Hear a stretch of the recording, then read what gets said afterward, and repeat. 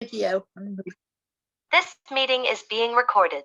This meeting is being recorded. Got it. All right, let's start then. Okay, we're going to look at the Tudors, specifically Mary Tudor, known in history as Bloody Mary, who was the first crowned Queen Regnant of England. And apparently, from what I remember being told, she was a very vengeful monarch. She was determined to rid the country of Protestant heretics. She married a hated Spaniard who didn't return her love or admiration. She was unhappy, vindictive, merciless. She was barren, and she had nearly 300 people burned at the stake.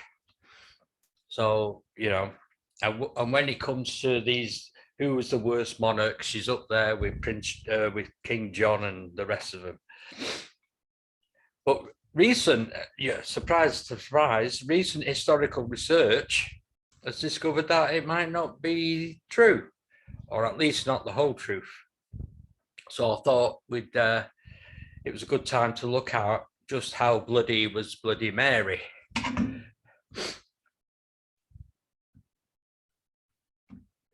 Right, first we go back to her dad. And he initiated the English Reformation, which, unlike other reformations in Europe, came from the top down. And it was propelled by his desire to divorce Mary's mother, Catherine of Aragon, and marry Anne Boleyn. And the idea was to produce a male heir. So he changed the church, but the English church was basically still Catholic, but it wasn't Roman Catholic. It had Henry at the head instead of the Pope. And it also, by doing this, he actually increased the power of the monarchy. He did try to include everybody into the church, but religious schisms and differences did come up towards the end of his reign. And in pursuing his aim of getting everybody to be in the same church, he had over 52,000 people executed. So he was determined.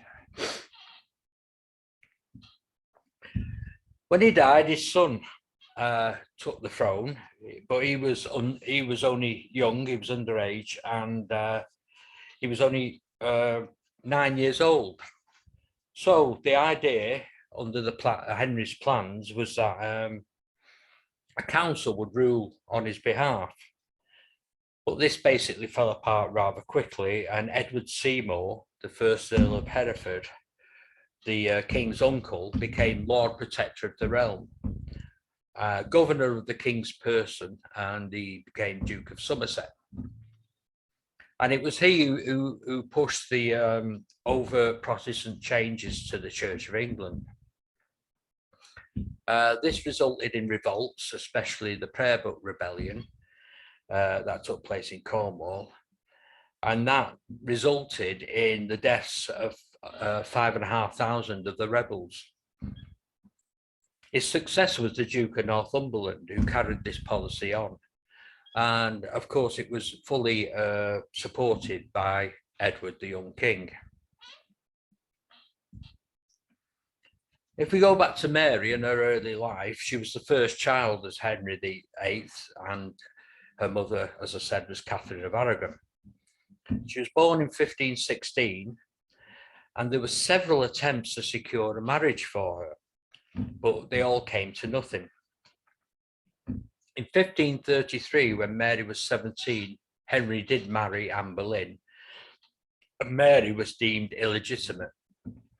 She was styled the Lady Mary rather than Princess Mary, and her place in the line of succession was transferred to Henry and Anne's newborn daughter, Elizabeth.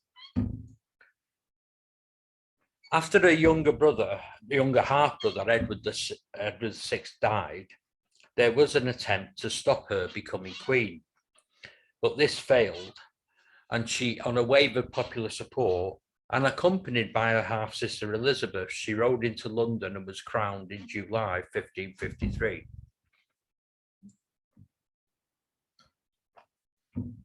Now, England and Spain had been allies for much of the century. There was a slight hiccup with Henry's divorce of Catherine, but that was soon mended because Spain ruled the Low Countries, and the Low Countries' biggest trading partner was England. So the economics overtook the religious differences. So Mary was half Spanish.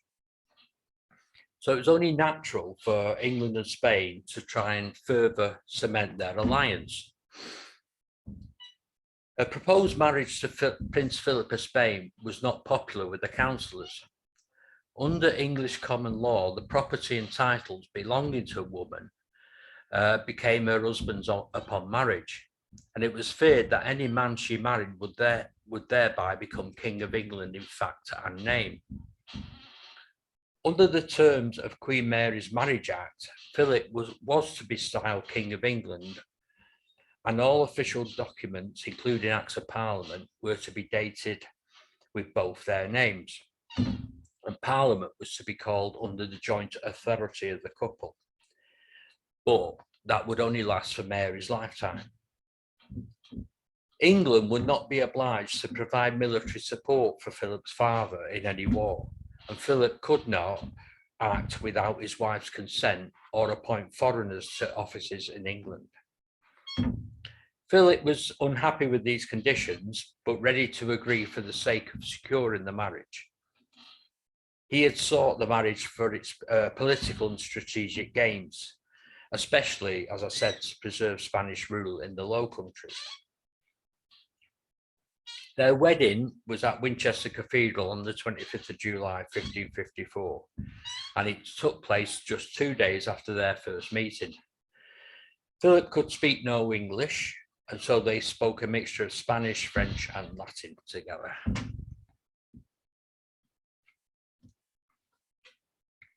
Now, Mary had rejected appeals to stop the marriage to Philip, and in January 1554, rebellion broke out, led by Sir Thomas Wyatt, and amongst others, and it failed mainly due to the lack of general support, and it only gained sufficient numbers of supporters in Kent. The reasons for the rebellion were only partially religious, and those were confined mainly to the beliefs of the leaders. And partly it was political opposition to the marriage of Philip. But for the majority of the followers, it was a mixture of different social and economic grievances that dominated, especially amongst the yeoman, husbandmen, and urban workers who expressed their frustrations through the rebellion. It was basically symptomatic of a wide range of discontent amongst the English populace. After the revolt, only 2 of the leaders were executed for treason, Wyatt and the Duke of Suffolk. Some of the minor nobles were also executed, but many were spared. In total, about 90 rebels were executed, with many of the common people who joined Wyatt and survived were spared, which contrasts a lot to what happened under Edward's reign.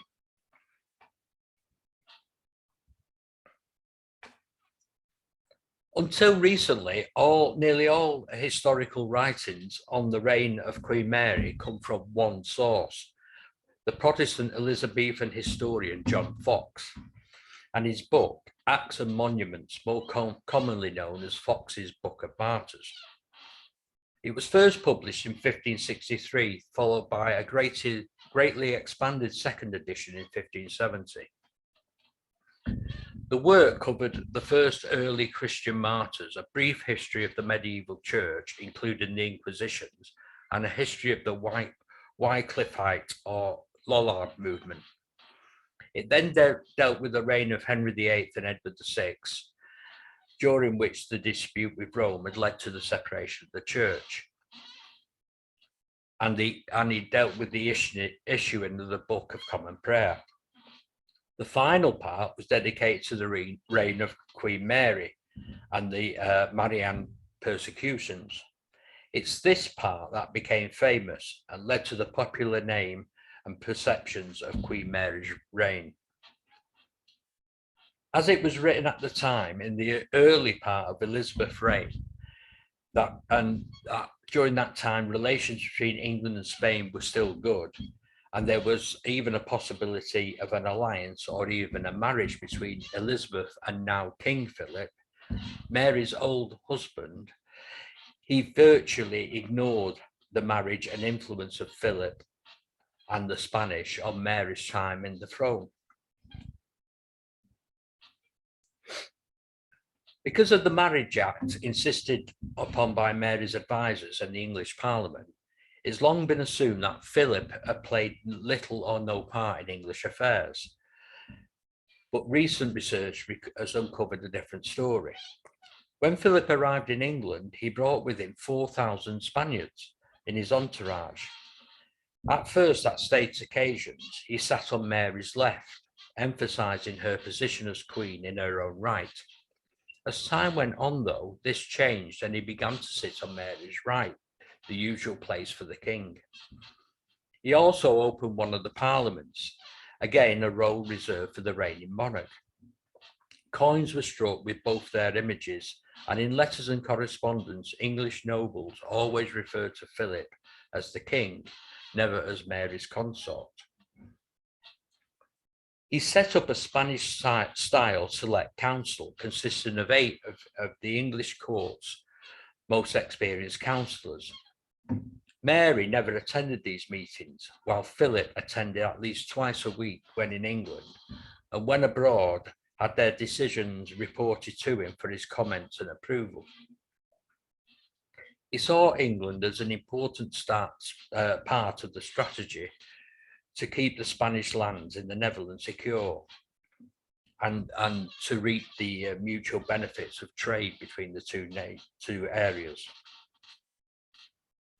There's been mention made of the xenophobia of the English in this period, especially the anti-Spanish feelings. There were some, especially in London, who did harbour these ideas, but it's impossible to attribute this to the whole of the population of England. Much was made of the increase in robberies of the Spanish in London. However, just having a sudden influx of rich men would see more opportunities for theft. It's also been discovered that many of the gangs who robbed them were a mixture of Spanish, English, and others, not just English. Outside of London, there was not any noticeable antagonism towards Spanish. Catherine of Aragon had been very popular with the English people. There was absolutely no reason for the average person to hate the Spanish in particular. There were plenty of immigrants in Tudor England from various countries and for various reasons, and many were seen as enhancing and enriching the country. The hatred of the Spanish comes from a later time in Elizabeth's reign and continued into the Stuart period, and it seems it's been retrospectively applied to Mary's reign sometime afterwards.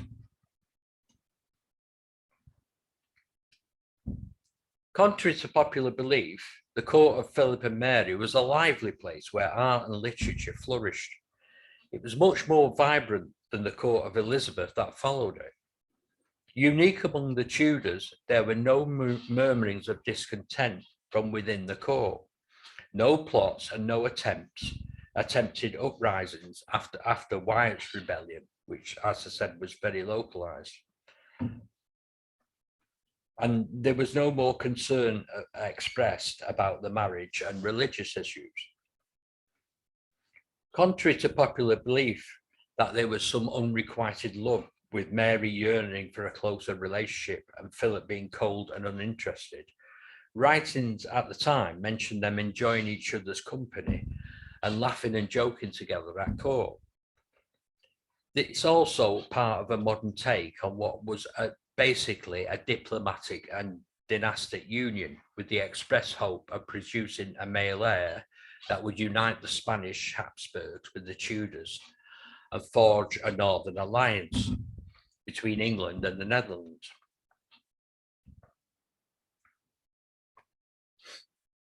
What's often forgotten that during the reign of Henry VIII, the Church of England was, as I said, not Roman Catholic, but it was also not Protestant.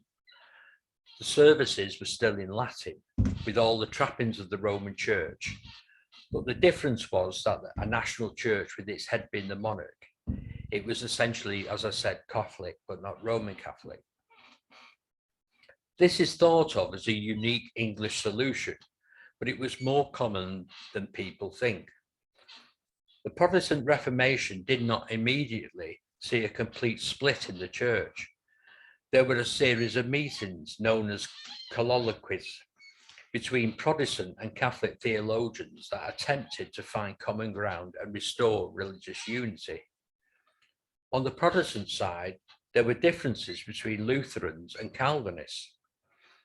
Within the Catholic Church, there were many who were appalled at the corruption within the hierarchy and sought reform and had common ground with the Protestants. They were known as the Spirituali and were opposed by the traditionalists known as the Intransigenti. After the final colloquy of Ratisbon, any hope of a reconciliation was ended, and from then on, the divisions widened and the Intransigenti gained dominance within the Catholic Church.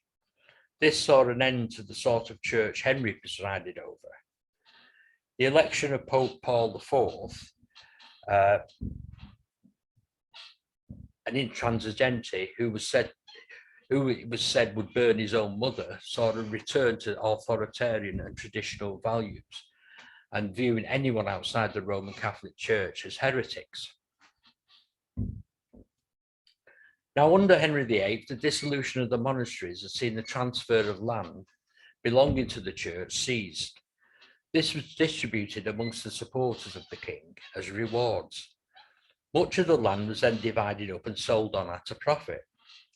This meant by the time Mary was queen, it was impossible to disentangle the ownership of the land. Although the Pope and Archbishop Pole, the Archbishop of Canterbury, wanted the church to regain its property, Mary's advisors, most of whom had actually profited from it, were against it. Mary and Philip decided that it would be far too much trouble and would only alienate many of the Privy Council who they depended on for governance of the realm. So they deliberately blocked any attempt to reverse the situation.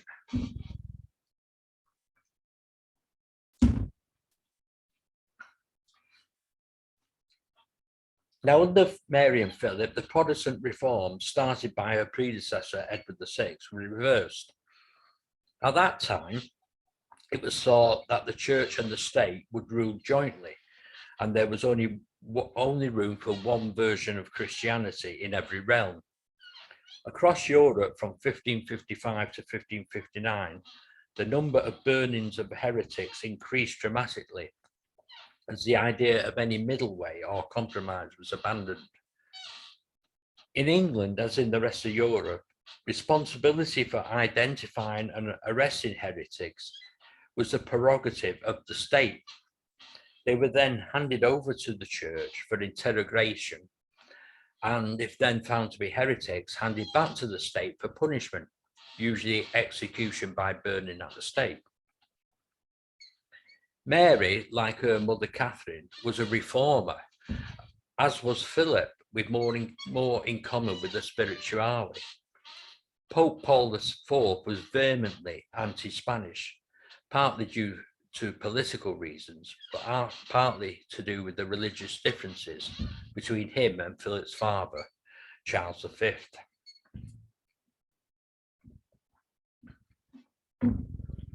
The case of Thomas Cranmer is often cited to prove that Mary held a grudge against heretics and personally enforced the burnings. Cranmer was the Archbishop of Canterbury at the time of Henry's divorce from Mary's mother, and the architect behind Henry becoming head of the Church of England. He remained his archbishop he remained as Archbishop through the rapid Protestant reforms pushed through under Edward. It's been said that Mary held a particular hatred for him and was the prime mover of him being burned at the stake in 1555. In September 1553, 2 months after Mary had become queen, Cranmer was summoned to appear before the council in the Star Chamber and sent to the Tower. He was finally put on trial in Oxford in June 1555 and found guilty of heresy in September. He remained in prison until March 1556. Now, this long period before execution wasn't unusual. It wasn't intended as a torment, dragging the agony out, but to try and persuade the prisoner to recant and so save his soul. He did recant, but his sentence was not lifted, and it was assumed that this was because Mary intervened to ensure he burned. But we found out this is not true. Cranmer's case was unique in England. He had been consecrated Archbishop of Canterbury in March 1533, before Henry had declared himself the head of the English Church. Cranmer had therefore been appointed to his position by the Pope. He had not known perfectly well within months the English Church would break from the communion with Rome, and it was this piece of duplicity that 22 years later returned to haunt him. But because he had been personally appointed by the Pope under the Church's canon law, he could only be tried by the Pope. The Pope's representative, James Brooks Bishop of Gloucestershire, was summoned to be at Cranmer's trial. Cranmer acknowledged the representatives of Mary, but refused to acknowledge Brooks. His guilty verdict was sent to the Pope, who passed sentence for him to be burned. It was after the verdict and a date set for his burning that Cranmer did finally recant and acknowledge the Pope's authority. He appealed to Philip and Mary as well as the Pope for clemency. But because he only fully recanted after sentence and due to his prominent position in the establishment of Henry's church, the Pope did not relent.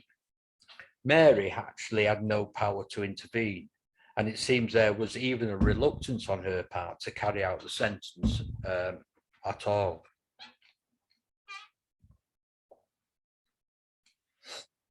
The prosecution of heretics was different in England than elsewhere on the continent. On the continent, as soon as an accused heretic was arrested, their property and lands were confiscated by the church. This was one of the main ways that the Spanish Inquisition, for example, was funded.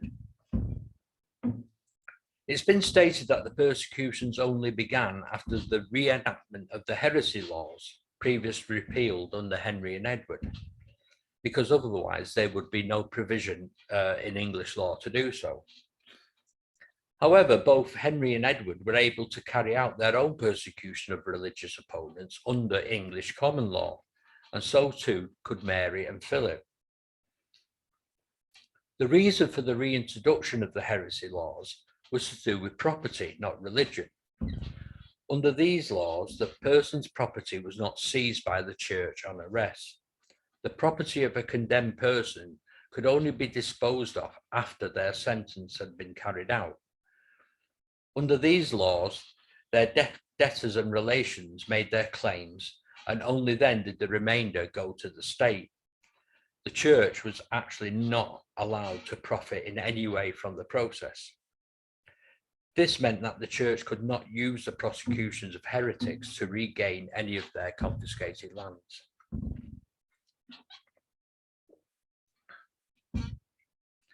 Bartolomeu Carranza was a Dominican friar who had been largely forgotten and written out of history at the time. He came to England in 1554, sent ahead by Philip when he was betrothed to Mary, in order to give support to the Queen in her efforts to bring back the country to the Catholic faith. He became Philip's eyes and ears, remaining in England after Philip returned to Spain. Carranza remained until 1557, where he was actively engaged in connection with Archbishop Pole as a preacher and attended all meetings of the synod. He became the most influential of Philip's Spanish advisors, and it was he who had admonished Mary for her seeming reluctance to burn Cranmer at the stake. Although he was a spirituality, he was rigorous in his appointed task of returning England to the Catholic faith.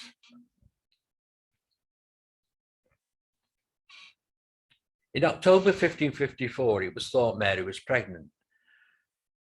Whatever the marriage treaty had said, the burden placed on Mary was to ensure the dynastic continuity of her husband's family as well as her own.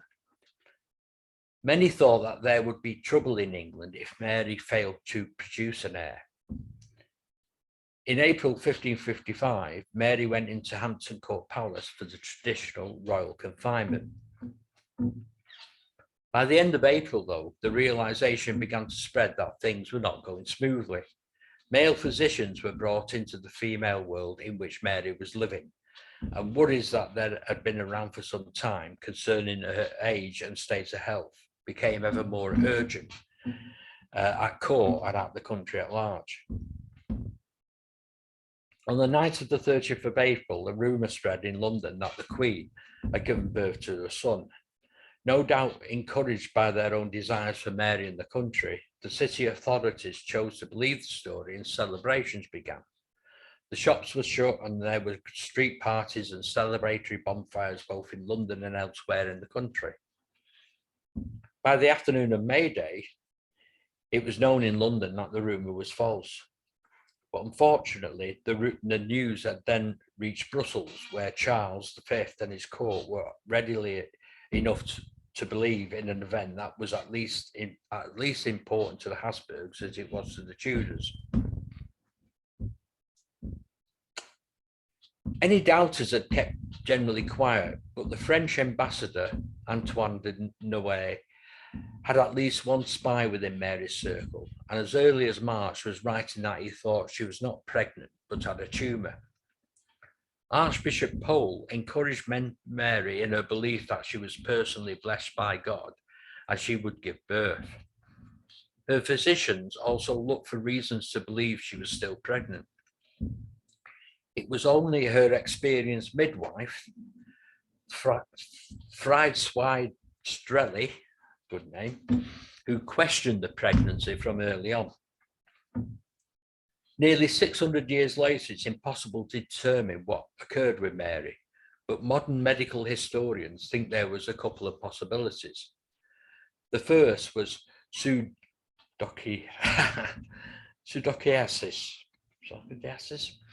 where there is a false belief of being pregnant that is associated with objective signs and reported symptoms of pregnancy, which may include enlargement of the stomach, the absence of menstruation, the sensation of fetal movements, nausea, breast engorgement, and secretions. It's thought to occur in social circles which strongly associate pregnancy with a woman's personal worth. This social pressure and personal desire are regarded as important preconditions for a false pregnancy, and these are clearly present in Mary's case. The second is prolactinoma, or a tumour of the pituitary gland that can stop menstruation and the milky discharge from the breast. It is possible that Mary had both.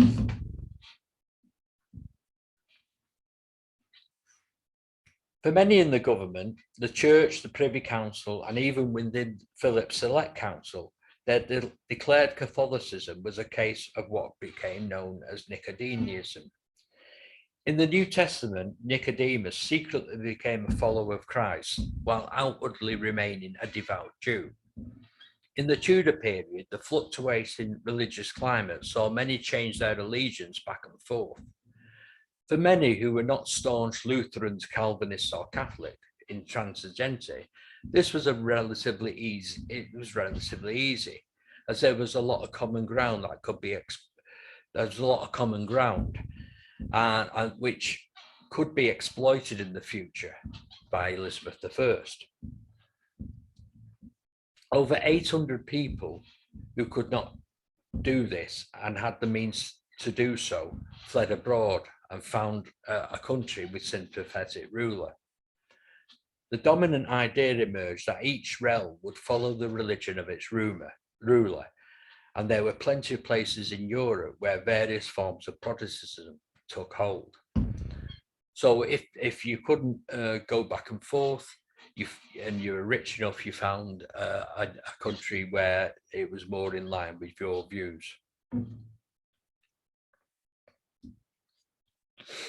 Records show that the burning of heretics rose dramatically after March 1555.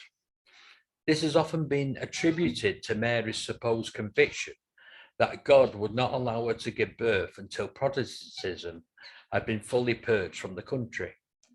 However, records show that there was always a lull in the burnings over the winter, and they always increased in March when the weather improved.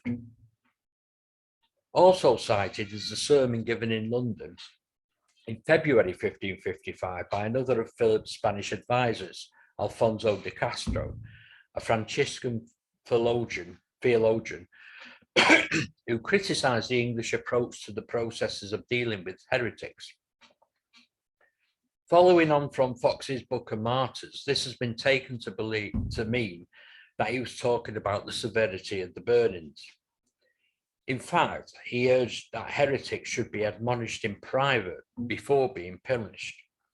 There should be no public disputation with such people, because they would be far more likely to admit their errors in private, and this would result in less people having to be burned.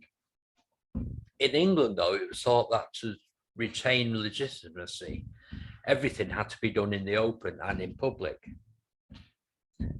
The evidence still shows that the English Inquisition, like others on the continent, actually went out of its way to get heretics to recant before they were found guilty. Ordinary, often illiterate people did not know much about the intricacies of religious belief, and they were not punished.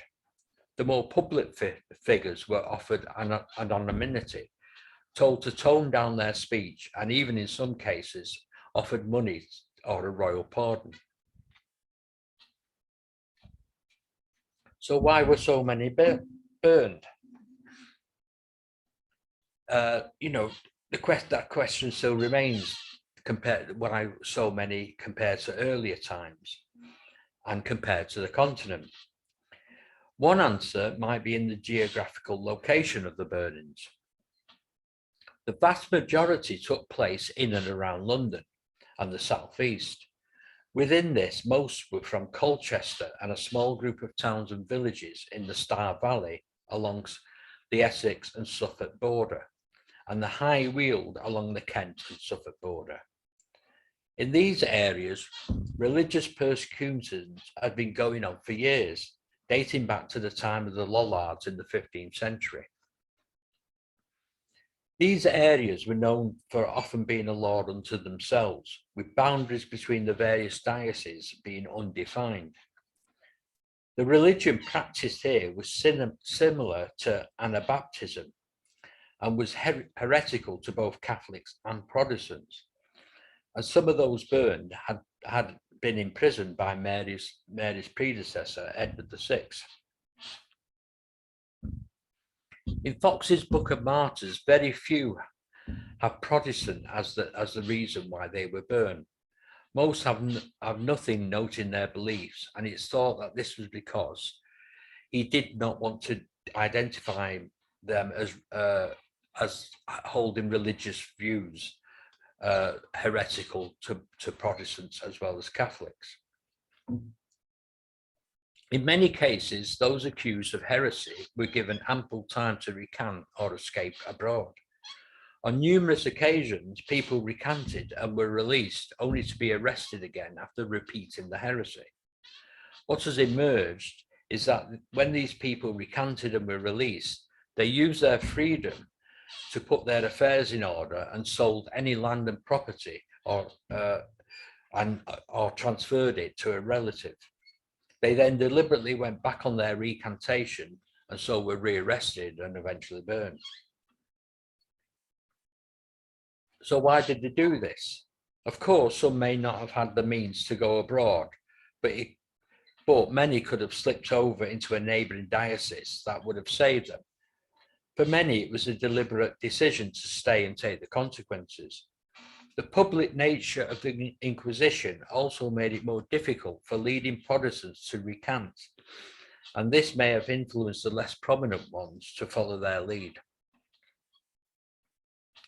Another factor is that around this time, there were tracts being produced on the continent by Anabaptists that argued that you could only reach redemption by being true to your beliefs, whatever they may be. These were circulating in around Kent and Essex at the time and would obviously have struck a chord with the people there.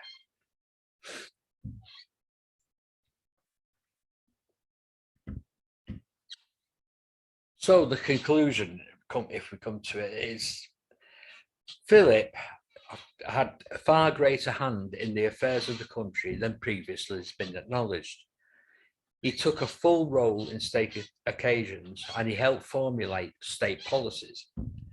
Based on the Spanish practice, he ruled through a highly experienced select council of Englishmen, almost all of whom had been living and practicing as Protestants. As attitude hardened during the Protestant Reformation and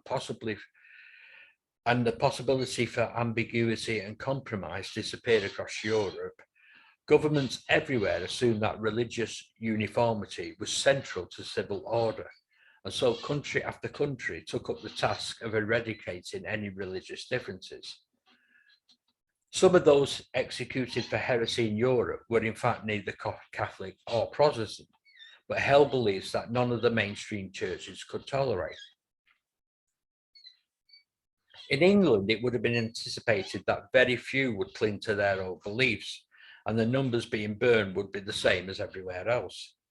However, in the late 1550s, the mood had changed, with preachers telling their followers it was better to burn for their beliefs and be assured of going to heaven than to keep their beliefs to themselves and risk going to hell. The vast majority of burnings took place in London and the southeast. Mostly it was the illiterate poor who burned, insisting on standing up for their beliefs, which were based on very old heresies they had practiced for generations, convinced it was their only option if they wanted to reach heaven. Many others of higher status were given ample time to recant and accept the Catholic faith. Some did so only to deliberately withdraw their statements once they had put their affairs in order. The rich lords with Protestant beliefs mostly kept quiet and conformed. Their loyalty was to the monarch, and that overrode their religious convictions. Philip's English councillors made the mistake of ignoring the experienced Spanish voices around them. They insisted that the accused should be questioned in the unforgiving light of public hearings. Other countries conducted any questioning in private, giving a way out for many. And Mary has suffered from being compared to her sister Elizabeth, who succeeded her. Elizabeth actually benefited from much of what Mary accomplished in gaining acceptance in England of female rulers, something much more normal on continental Europe. Elizabethan propagandists were able to distort Mary's reign for their own ends, firstly by ignoring Philip's role while England was still an ally of Spain, and then later demonizing the Spanish when things changed. Elizabeth is portrayed as a warrior queen through a supposed speech at Tilbury, but it has to be remembered it is Mary who actually raised an army and marched on London to gain the throne. Another thing is that the task of any monarch at the time was to ensure the continuation of their dynasty. Mary did not concede, but she did try to fulfill this duty. Elizabeth didn't. She didn't even try, but is hailed as the Virgin Queen, while Mary is simply condemned as being barren. The death of nearly 300 heretics in England and Wales has much less to do with Queen Mary than we'd been led to think. It was part and parcel of an ongoing European-wide movement that for various reasons was more intense under Mary, and the blame for it has been laid solely at her door through the propaganda of later writers.